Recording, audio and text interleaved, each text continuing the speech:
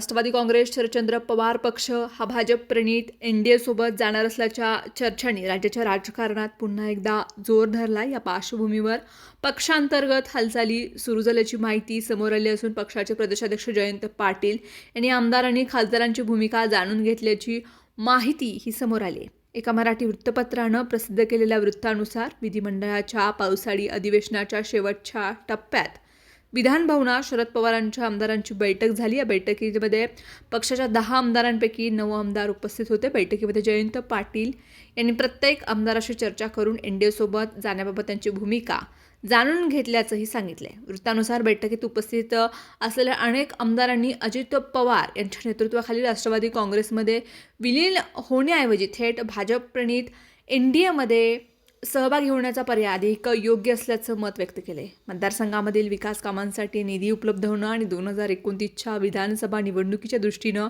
राजकीय बळकटी ही मिळवण्यासाठी एनडीएसोबत जाणं गरजेचं असल्याचंही काही आमदारांनी मांडल्याची माहिती आहे। या बैठकीनंतर जयंत पाटील यांनी आमदारांची भूमिका आणि अपेक्षांबाबत पक्षाचं हायकमांड जे आहे शरद पवार यांच्यासह खासदार सुप्रिया सुळे या चर्चा करणार आहेत। सध्या एनडीएसोबत जाण्याचा पर्याय हा चर्चेत असला तरी अंतिम निर्णय शरद पवार हेच घेतील असं त्यांनी या बैठकीमध्ये सांगितल्याची माहिती सूत्रांनी दिली आहे।